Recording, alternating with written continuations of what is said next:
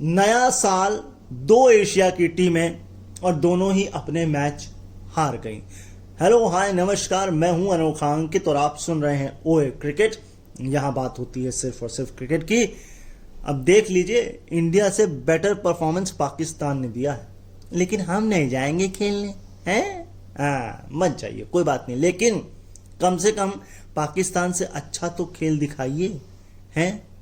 चलिए, माना कि विकेट स्पाइसी थी, लेकिन गैर जिम्मेदारा तरीके से जो आप आउट हुए, खासकर शुभमन गिल और नीतीश कुमार रेड्डी, ये देखकर अच्छा नहीं लगा।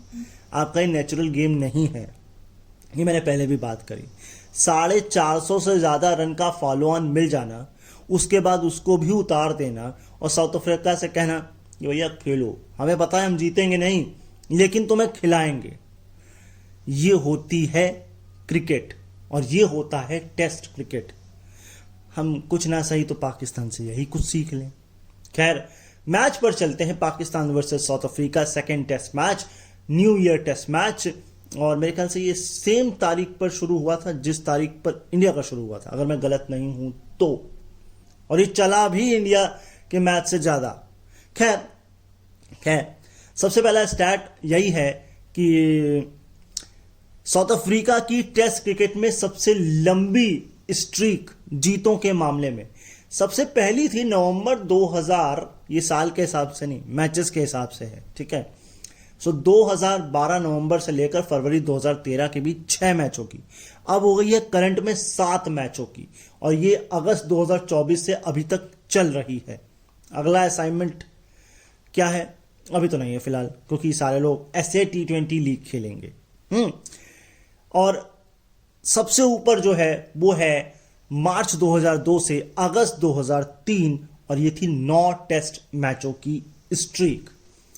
उस समय ही और कुछ था यार। ग्रैंड स्मिथ, कैलिस, अमला, मेरे ख्याल से अमला थे कि नहीं, मुझे लगता अमला थे, लेकिन गिब्स, कैलिस, पोलाक, ये सब वो 2000-2003 गजब की टीम थी भाई। साउथ अफ्रीका गजब की टीम थी। तो उस पीक पर आएंगे, या यूं कहें थोड़ा बहुत आ चुके हैं साउथ अफ्रीका वाले। अच्छा, शान मसूद ने जो है बड़ी अच्छी बात करी कि 450 या 400 से ज्यादा 3 बार फॉलो ऑन मिलने के बाद भी, ये केवल शान मसूद की बात नहीं हो रही है, ओवरऑल बात हो रही है कि किसी टीम को या पाकिस्तान टीम को किसने लीड किया। पाकिस्तान कप्तान की बात हो रही है बेसिकली। ये तीसरे कप्तान है या तीसरा इंस्टेंट है जब 400 से ज्यादा की फॉलो ऑन मिला और वो फॉलो ऑन उतारा पाकिस्तान ने। ठीक, बात क्लियर हुई।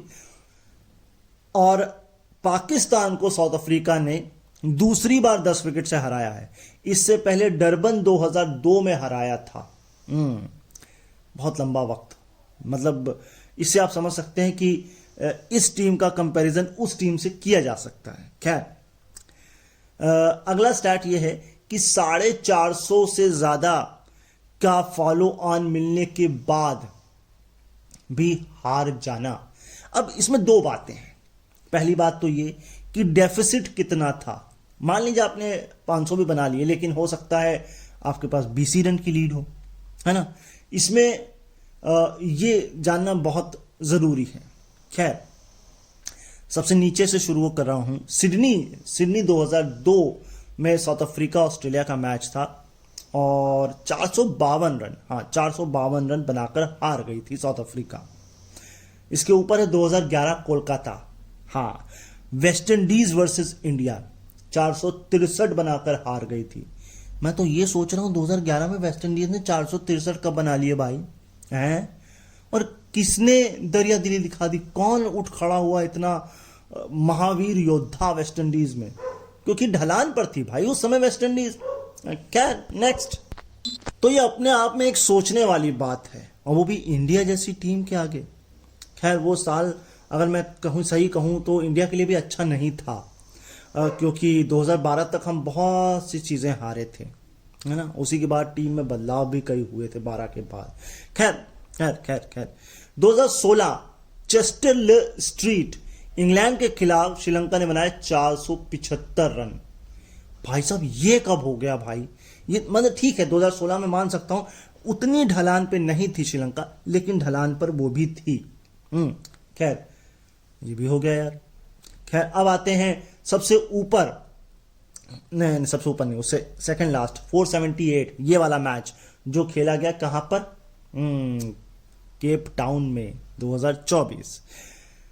और सबसे ऊपर जो अभी भी इंटैक्ट है ये है हेडिंगली 1967, इंडिया ने इंग्लैंड के सामने बनाया 510 बना के हार गए। लेकिन वही बात है ना कि डेफिसिट कितना था, ये सबसे बड़ी बात है। चलिए नेक्स्ट स्टैट, अगला स्टैट बड़ा कमाल का है, क्योंकि देखिए टेंडा बाबूमा जो हैं वो कप्तान बहुत पहले बना दिए गए थे टेस्ट टीम के, लेकिन बहुत लंबे समय तक वो टेस्ट टीम से जूझ क्या रहे थे, अपनी इंजरी से जूझ रहे थे और खेल नहीं पा रहे थे। शायद उनके कोहनी में शायद इंजरी थी अगर मैं गलत नहीं हूं तो, और वाइट बॉल तो उनके पल्ले पड़ ही नहीं रहा था। मतलब आप इसी सीरीज में देख लीजिए क्या हुआ पाकिस्तान के खिलाफ। तो मैं अपने शब्द वापस लेता हूं, आपको मैंने बहुत कोसा है और वो आपकी परफॉर्मेंस में दिख रहा था कि आपकी कप्तानी में या तो टीम अच्छा नहीं कर पा रही या आप कप्तानी नहीं सही कर पा रहे, जो भी हो वो दिख रहा था। लेकिन टेस्ट में तो आपने कमाल ही कर दिया। तो पहले 9 टेस्ट मैचों में किस कप्तान ने सबसे ज्यादा जीत ली है? पहले 9 टेस्ट में 8 में अब आ गए हैं टेंडा बाबूमा, लिंजे हेजेट ये थे ऑस्ट्रेलिया के, इनके नाम भी 8 थे। वॉरेक आर्मस्ट्रॉन्ग इनके नाम भी 8 थे। और पर्सी चैपमैन इंग्लैंड 9, यानी कि 9 में 9 जीत, 100% ट्रैक रिकॉर्ड। क्या बात है। चलिए नेक्स्ट, यहां अगर मैं 2 पॉइंट्स का जिक्र ना करूं तो बात बनेगी नहीं। पहली कि हमने बड़ा कोसा साउथ अफ्रीका को, याद है जब न्यूजीलैंड साउथ अफ्रीका गई थी कि भैया सी टीम भेज दी, टेस्ट क्रिकेट नहीं खेलना चाहते हैं, टेस्ट क्रिकेट का क्या होगा, फलाना ढिमाका। लेकिन अब देखिए ना, वही कप्तान टेंडा बाबूमा टॉयलेट में बैठे हैं, मैच नहीं देख रहे हैं, जब 15 रन रह गए तब आ रहे हैं कि भाई क्या होगा, कैसे होगा।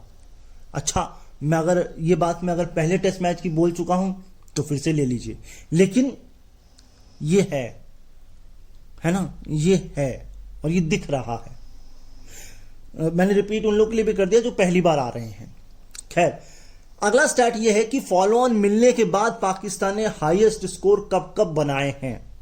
तो 298 बनाए थे 1983 में ऑस्ट्रेलिया के खिलाफ पर्थ में, उनके घर पे जाके बना दिए। चलो खैर कोई बात नहीं।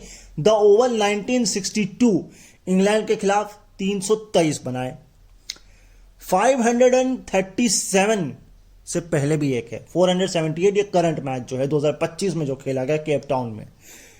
537 हाँ 537 है रावलपिंडी ऑस्ट्रेलिया के खिलाफ 1994 और है 657 पर 8 डिक्लेयर।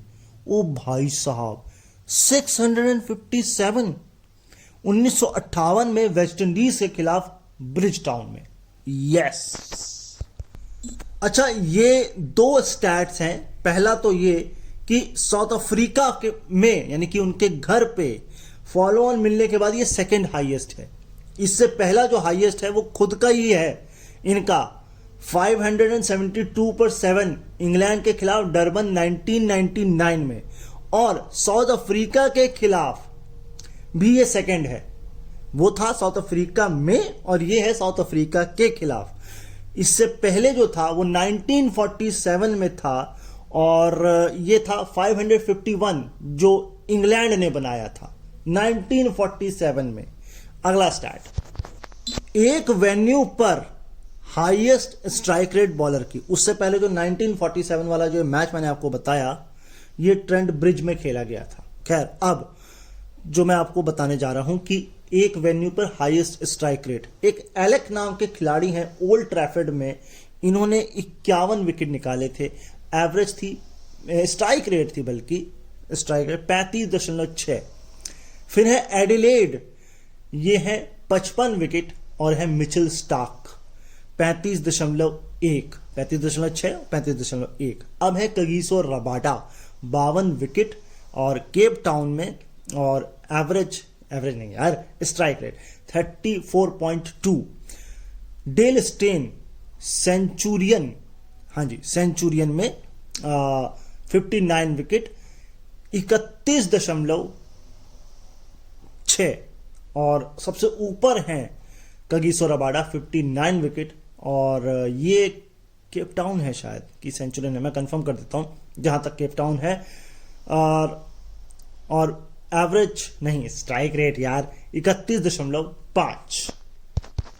तो भैया ये कगिसो रबाडा वाला जो था, ये जो ग्राउंड में बता रहा था, ये 59 विकेट, ये भी सेंचुरियन ही है, लेकिन मिनिमम 50 विकेट होने चाहिए, ये शर्त थी। तो वो तो जाहिर है, आपको स्टैट से पता ही लग रहा होगा।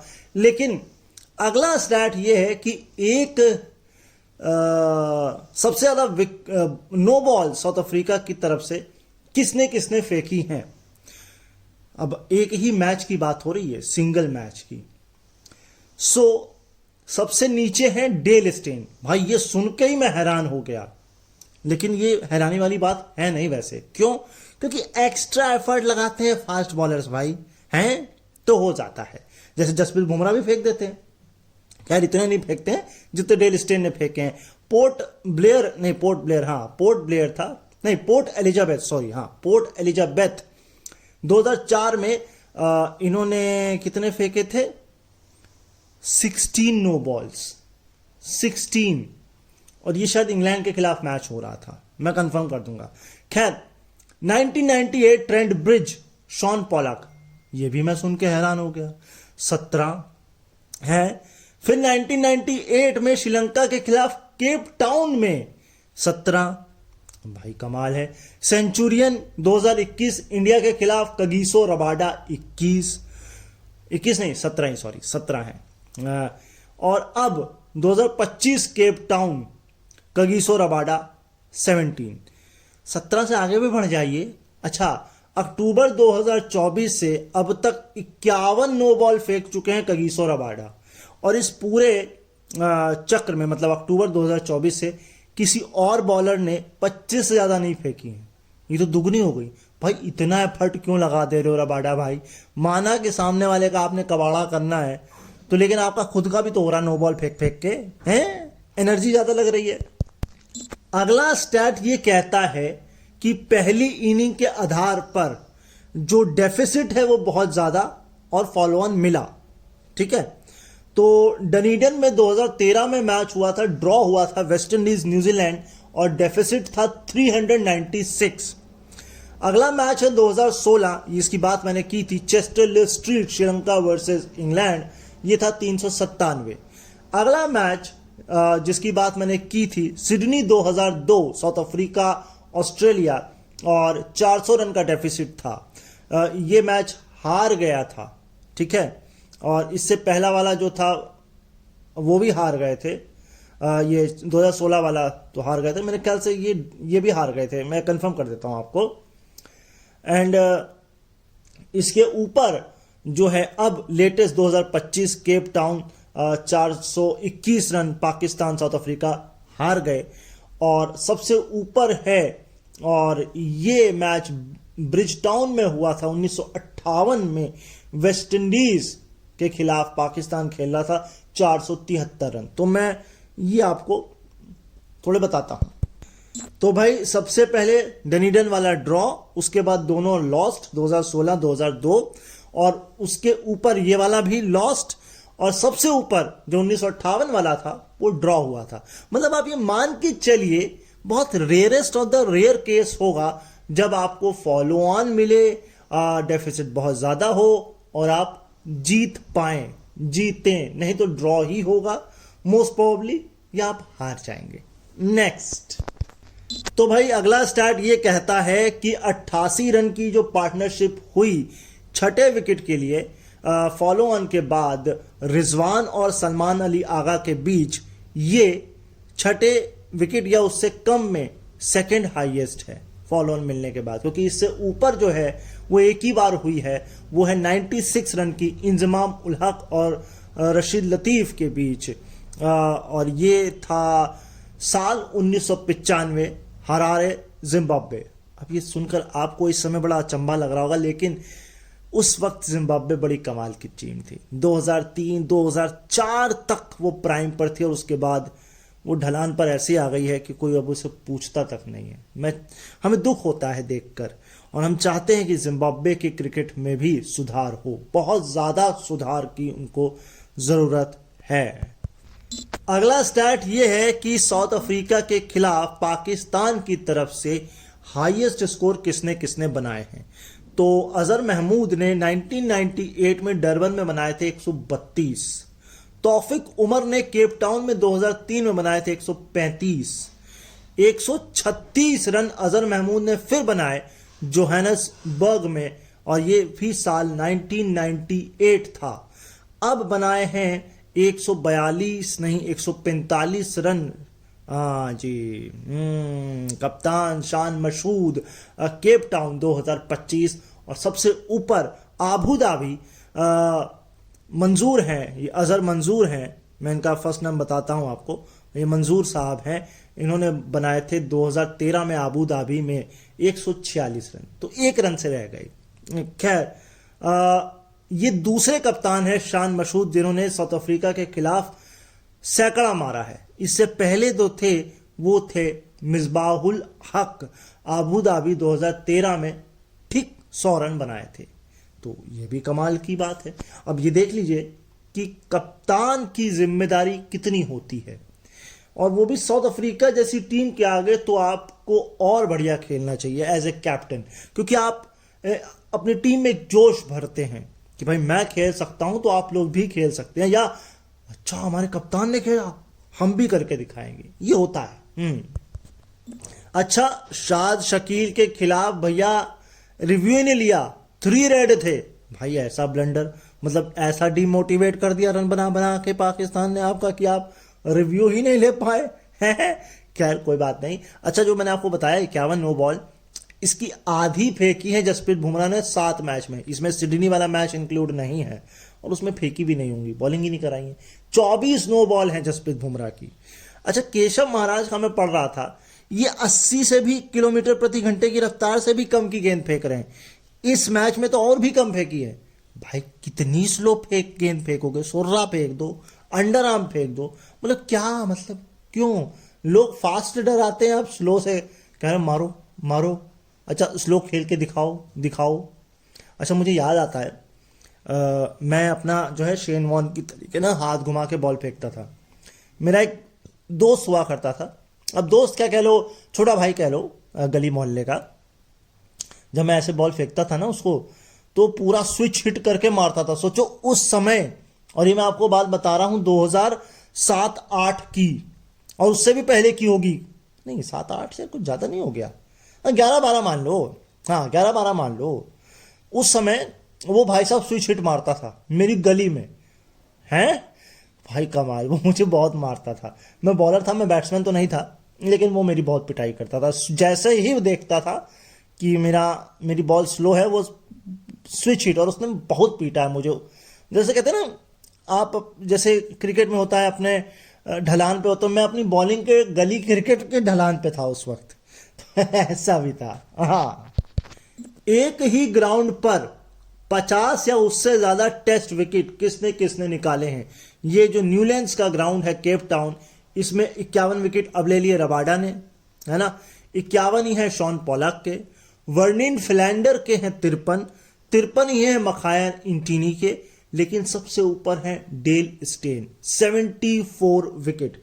और क्रिकेट इतिहास में केवल 2 ही ऐसे ग्राउंड हैं जिनमें 5 अलग अलग बॉलर ने 50 से ज्यादा विकेट निकाले हों। एक ये हो गया, दूसरा गॉल इंटरनेशनल है श्रीलंका का। यहां पर अगर मैं बात करूं, दिल्लुबन फरेरा थे, इन्होंने 57 विकेट निकाले थे। रमेश मेंडिस ने 62 विकेट निकाले। प्रभट जयसूर्या या प्रभात जयसूर्या 71 विकेट। रंगना हेरेट, वैसे तो रंगना हेरात है, 102, और सबसे ऊपर मुथैया मुरलीधरन 111 विकेट। आहा, नेल्सन गुड। भाई फॉलो ऑन मिलने के बाद ऐसा कौन करता है, मतलब फॉलो ऑन मिलने के बाद 46.2 ओवर में 205 रन मार दिए। रन रेट कितना? 4.42। और ऐसी 41 पार्टनरशिप फॉलो ऑन के बाद जो 150 प्लस की हुई हो, ये सेकंड हाईएस्ट है। इससे तेज जो हुई थी वो लॉर्ड्स में हुई थी इंग्लैंड के खिलाफ 2010 में, जब तमीम इकबाल और नाम भूल गया मैं, याद था बट वो फेमस खिलाड़ी थे, मैं भूल गया, खैर बता दूंगा आपको। 38.2 ओवर में 4.82 की रन रेट से बनाए थे 185 रन। क्या बात है भाई साहब, बांग्लादेश ने वो भी इंग्लैंड के सामने 2010, कमाल ही हो गया। तमीम इकबाल है तो कमाल, कायस कोई खिलाड़ी हैं, हाँ मैं पूरा नाम फिर भी भूल रहा हूं, मगर मैंने इनको खेलते हुए देखा, नाम सुना भी हुआ है ना।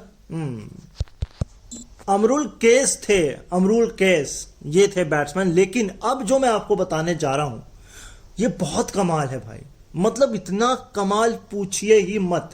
ये दूसरी बार ऐसा मौका हुआ है जब पाकिस्तान को फॉलो ऑन मिला और उसकी ओपनिंग स्टैंड ने सेंचुरी यानी कि 100 रन की पार्टनरशिप की हो।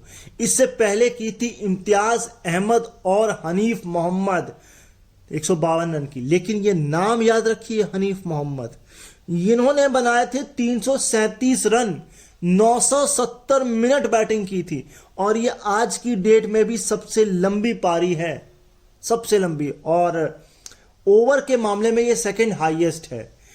319 ओवर बैटिंग करी थी पाकिस्तान ने और बनाए थे, ये वही मैच है ब्रिज टाउन 1958 वेस्ट इंडीज के खिलाफ, जब 657 पर 8 डिक्लेयर किया था। 319 ओवर। और 2017 के विजडम अवार्ड में हनीफ मोहम्मद ने ये बात को रिवील किया था कि वो उस रात किट में ही पूरी रात सोए थे। मतलब इतना थक गए थे कि वो अपनी किट भी नहीं उतार पाया, उनको उतारने की हिम्मत नहीं हुई, या कोई नहीं था उनके पास जो उनकी किट भी उतार सकता, उनकी देखभाल कर सकता। पूरी रात किट में सो गए, क्या बात है। इसे कहते हैं जुनून और जज्बा। अगर ये जज्बा विराट कोहली दिखा लेते ऑस्ट्रेलिया के खिलाफ तो मजा नहीं आ जाता। सचिन से कंपैरिजन कर ही रहे थे, सिडनी में 241 नॉट आउट। ऐसा होता है, जज्बा यही होता है, टेस्ट मैच यही होता है कि आप लड़ जाएं, भिड़ जाएं अपने देश के लिए, अपनी इज्जत के लिए, अपनी टीम के लिए, और सबसे बाद में अपने लिए भी। अगला स्टैट ये है कि फॉलो ऑन मिलने के बाद किसी भी विकेट के लिए पाकिस्तान की तरफ से हाईएस्ट पार्टनरशिप, सबसे नीचे से शुरू कर रहा हूं। द ओवल 1962 में मुश्ताक मोहम्मद और इम्तियाज अहमद के बीच हुई थी 137 रन की। फिर थी रावलपिंडी 1994 ऑस्ट्रेलिया के खिलाफ, शहीद अनवर और सलीम मलिक के बीच हुई थी 148 रन की। एक मैं आपको बता ही चुका हूं, हनीफ मोहम्मद और इम्तियाज अहमद। एक और थी शहीद अहमद और ये आपके हनीफ मोहम्मद के बीच ही हुई थी इसी मैच में, लेकिन ये 154 रन की थी।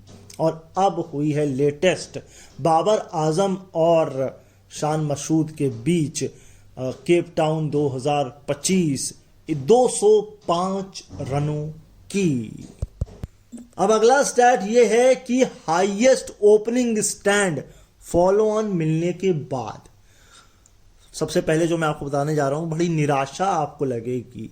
1990 द ओवल में इंडिया के खिलाफ इंग्लैंड की तरफ से माइकल एथरटन और ग्राहम गूच ने करी थी 176 रन की पार्टनरशिप। इसके ऊपर है सेंट जोन्स 2004 में वेस्ट इंडीज के खिलाफ एक बार फिर इंग्लैंड, मार्कस ट्रेस्कोथिक और माइकल वॉन। माइकल वॉन थे कि एंड्रू स्ट्रॉस थे? माइकल वॉन थे। मैं फिर भी कंफर्म करता हूं क्योंकि इन दोनों में कंफ्यूज रहता हूं। खैर माइकल वॉन ही होंगे। और ये थी 182 रन की। इंग्लैंड के खिलाफ लॉर्ड्स 2010 में एमरुल केस और तमीम इकबाल 185। नील मैकेंजी ने लॉर्ड्स में 2008 में ग्राहम स्मिथ के साथ मिलकर 204 और अब करंट है 205 रन की partnership. Yes, Babar Azam and Shan Masood के बीच केप टाउन साउथ अफ्रीका के खिलाफ 2025।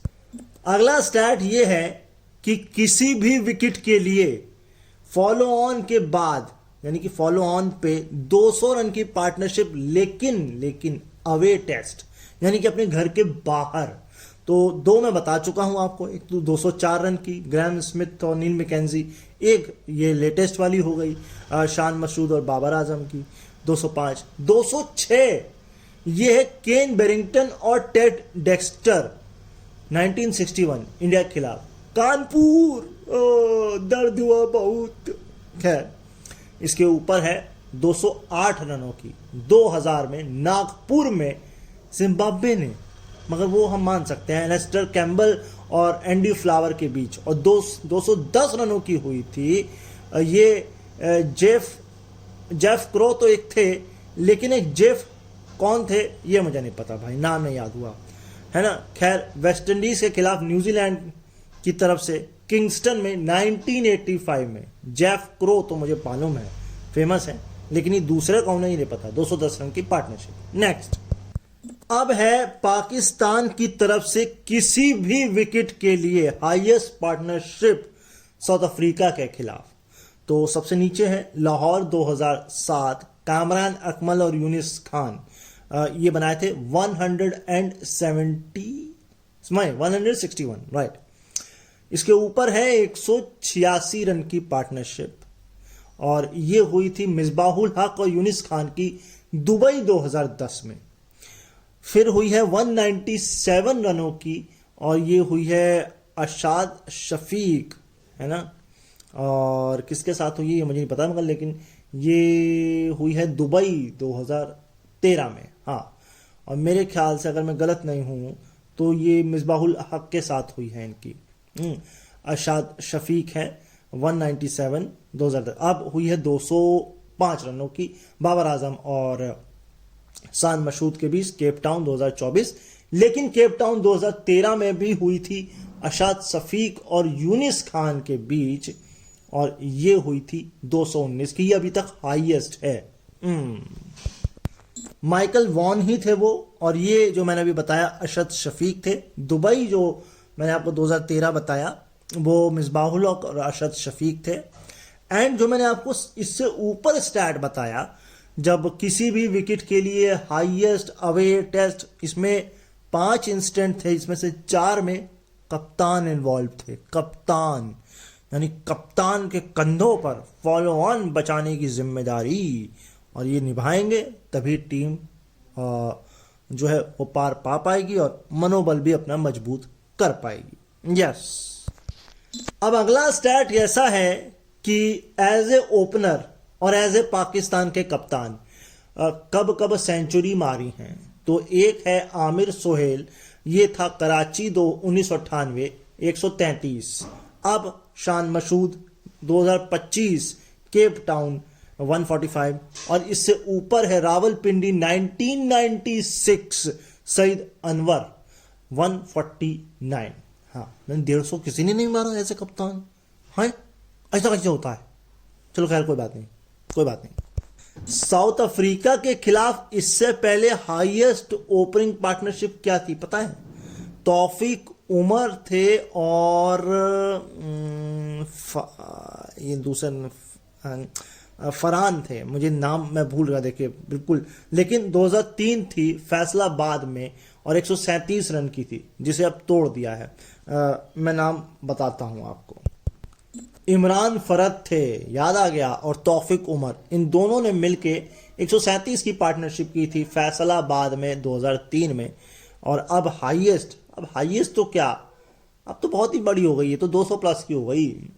खैर कोई बात नहीं। नेक्स्ट, तो बाबर आजम ने 5वीं 50 प्लस स्कोर की है 10 टेस्ट इनिंग में साउथ अफ्रीका में, और उन्होंने अशाद शफीक का रिकॉर्ड तोड़ दिया। उन्होंने 12 टेस्ट इनिंग में 4 ही मारी हैं, तो हाईएस्ट हो गई। लेकिन साउथ अफ्रीका में एक टेस्ट की दोनों पारियों में हाफ सेंचुरी मारने वाले ये दूसरे ही पाकिस्तानी है बाबर आजम।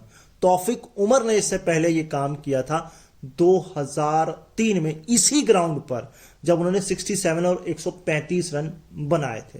कमाल है भाई, कमाल का स्टैट है भाई। ये जो सेंचुरी बनाई ना, मतलब आप सोच लीजिए, एज ए पाकिस्तान ओपनर की सेंचुरी जो इससे पहले आई थी वो आई थी रावलपिंडी में 2022 में इंग्लैंड के खिलाफ, जब इमामुल हक और अशाद शफीक ने बनाए थे 225 रन इंग्लैंड के खिलाफ। अब सेंचुरी आई है। लेकिन साउथ अफ्रीका में इससे पहले जो ओपनिंग स्टैंड आई थी वो आई थी आमिर सोहेल और सईद अनवर के बीच 101 रन की पार्टनरशिप डरबन में 1998 में। और ये वो टेस्ट मैच है जो पहली बार पाकिस्तान ने साउथ अफ्रीका में जीता था। अब तक 2 ही जीते हैं। हाँ जी, सिर्फ 2 जीते, अगर मैं गलत नहीं हूं तो। खैर, किसी विजिटर ओपनिंग स्टैंड के बाद ये अब हुई है, क्योंकि इससे पहले किसी विजिटर स्टैंड जो हुई थी वो हुई थी 2021 सेंचुरियन में मयंक अग्रवाल और केएल राहुल 117। लेकिन न्यूलैंड्स में मार्च 2014 के बाद ओपनिंग पार्टनरशिप हुई है, और इससे पहले जो हुई थी वो हुई थी 123 रनों की डेविड वार्नर और क्रिस रॉजर्स के बीच। तो सोच लीजिए कितना मुश्किल है। अब मुझे मुश्किल क्या, मुझे ऐसा लग रहा है कि पहली बार पाकिस्तान को आपने क्या गिफ्ट देना था, हैं? मतलब पाटा पिच बना दी, बिल्कुल पाकिस्तान टाइप है। रन बने ही जा रहे हैं, बने ही जा रहे हैं, बने ही जा रहे हैं। अच्छा, तो ये विकेट गिर कैसे गए? ये गलतियों से गिर गए क्या, जो आपने फॉलो ऑन दे दिया? क्या पिच एग्जाम आपने बीच में चेंज कर दिया? पेपर आधा हुआ, नहीं वो ये गलत पेपर आ गया, दूसरा पेपर ले, ऐसा था क्या? शान मसूद ने टेस्ट क्रिकेट में 13 बार एज ए ओपनिंग जो है वो करी है, ये मैच जोड़कर। इससे पहले इनका जो एग्रीगेट था वो 134 रन था, मात्र 10.3 की एवरेज के साथ, जिसमें 7 सिंगल डिजिट थे और 4 डक थे। और लेकिन इससे पहले जब ये 7 डक जो हो गए, और नहीं 7 सिंगल डिजिट और 4 जो हो गए, इससे पहले 3 लगातार शतक भी आए थे। और 135 आया था 2019 में कराची में श्रीलंका के खिलाफ, 135 2019। फिर 2020 में बांग्लादेश के खिलाफ आया था रावलपिंडी में 100 रन एग्जैक्ट। और ओल्ड ट्रैफर्ड 2020 में इंग्लैंड के खिलाफ आए थे 156 रन। तो मतलब क्या, मतलब फिर 2 लगातार और मारोगे? अब मतलब हो गया डक और सिंगल डिजिट से प्यार खत्म? तो मतलब अब अगले वेस्ट इंडीज के खिलाफ 2 टेस्ट है। अब वेस्ट इंडीज की बॉलिंग क्या आगे? चलो ठीक है, डिसरिस्पेक्ट नहीं करते वेस्ट इंडीज की। तो भाई ऐसा है कि बॉल प्रोजेक्टेड एट स्टंप, यानी कि बॉल को स्टंप पे कितनी बार मारा गया। पहले टेस्ट मैच में 106 बार ऐसा किया, जिसमें से 71 बार, 106 में से 71 बार स्टंप पर गई, यानी, और इसमें 9 डिसमिसल हुए। एवरेज था 7.88। इस मैच में पहली 2 इनिंग पाकिस्तान की जो फॉलो ऑन वाली इनिंग है वो इसमें इंक्लूडेड नहीं है, उसके ऊपर के बाद वाली तो मतलब ही नहीं है। तो खैर 173 में से 112 स्टंप पर प्रोजेक्ट किया गया, और उसमें भी 2 ही डिसमिसल हैं, 56 का एवरेज। मतलब पिच के हाल देख लीजिए आप। खैर, इससे पहले पाकिस्तान को फॉलो ऑन मिला था साउथहैम्पटन में रोज बाउल में 2020 में इंग्लैंड के खिलाफ, और वो मैच ड्रॉ हुआ था। लेकिन इससे पहले साउथ अफ्रीका में इंग्लैंड ने साउथ अफ्रीका को फॉलो ऑन दिया था 2019-20 में, और इंग्लैंड जीत गया था इनिंग और 53 रनों से। आय हाय, उनके घर में डबल बेइज्जती कर दी, एक तो फॉलो ऑन, ऊपर से हरा भी दिया। क्या ही बात है। अगर साउथ अफ्रीका में फास्ट बॉलर के खिलाफ अगर आप बैटिंग कर रहे हैं सिंस 2018, तो आपके आउट होने के चांसेस बहुत ज्यादा हैं। क्यों? क्योंकि 125 रन बने हैं, 160 गेंदें फेंकी गई हैं, 16 डिसमिसल हुए हैं, 16, और एवरेज है 7.88। इससे हायर जो एवरेज है या लो कह लें, वो 7 का है, 3 डिसमिसल है, 37 गेंद है, 21 रन है। लेकिन ये सैंपल साइज छोटा है, और ये आपका यूएई है एक तरीके से। और ये जो डाटा है सिंस 2018 से, ये एटलीस्ट 12 वेन्यू है या 12 कंट्रीज हैं जिसने टेस्ट क्रिकेट होस्ट किया है। ठीक है, और पाकिस्तान में चले जाएं तो ये उल्टा हो जाता है। यहां पर सिर्फ 2 ही डिसमिसल हुए हैं फास्ट के खिलाफ और 153 गेंद में 155 रन बने हैं और एवरेज हो जाता है 77.50। यानी कि आप पाकिस्तान में फास्ट बॉलर को पीट सकते हैं और साउथ अफ्रीका में नहीं कर सकते आप ये। मतलब 16 बार डिसमिस, तो सोचिए कैसे चलेगा। भाई ऐसा लग रहा है क्या हम इसे 2 पार्ट में बांट दें, क्योंकि ये एपिसोड बहुत लंबा हो जाएगा नहीं तो, है ना। तो इसको यहीं पर थामते हैं और इसका सेकंड पार्ट आप लोगों के लिए लेकर आएंगे और उस पार्ट में हम डे 2 जो कि खासकर बहुत ज़्यादा स्टैट्स हैं उसमें, उस पर आकर चर्चा करेंगे। तो अगर आपको ये पसंद आए और आपको सेकंड पार्ट चाहिए है तो चैनल पर नए हो तो सब्सक्राइब कर लीजिएगा और अगर पसंद आया ये काम तो लाइक कमेंट शेयर ज़रूर करिएगा। अपना ख्याल रखिएगा, मुझे अपने दिलों में याद रखिएगा। मुलाकात कल होगी बाकी के पार्ट 2 के साथ और तब तक के लिए मुझे दीजिए इजाज़त। अभी के लिए नमस्कार।